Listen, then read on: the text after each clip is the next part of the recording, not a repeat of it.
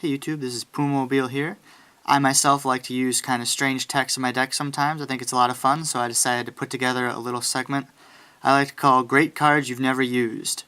And these are mostly, cards maybe you'd throw in your side deck that work well right now, or just a tech you probably never heard of and you could surprise your opponent with.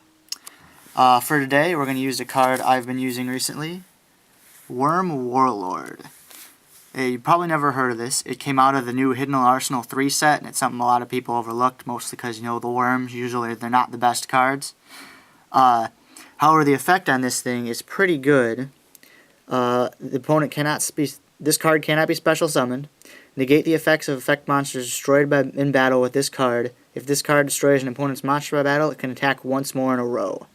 Now, what this is it's a wording that was used on Dark Ruler Hades, and it means that not only is a monster that activates in the grave, like Sangan, negated by this, but flip effect monsters are also negated.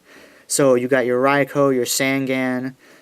It also negates anything that activates in the graveyard later on in the duel. So if you kill something like a Treeborn Frog or a Naturia Pineapple, it won't be able to come back for the rest of the duel unless it hits the field again by another means.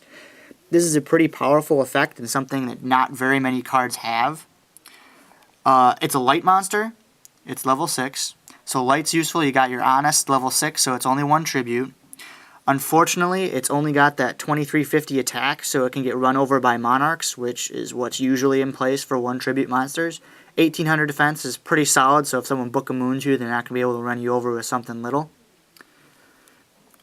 Mostly where you would play this is side deck against Monarchs, or if you're playing some kind of Formula Monarchs, which is what I'm playing right now, you can stick it in there in a copy of 1 because it's useful against a lot of today's Tier 1 decks.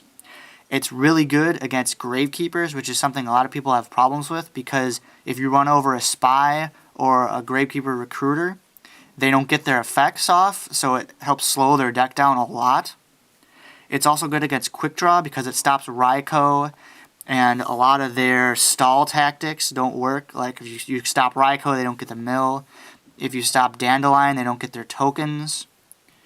It's also really good against X-Sabers, which is the thing it's probably best against, because if you run over their Dark Soul or their Searcher, they don't get to get their combos set up.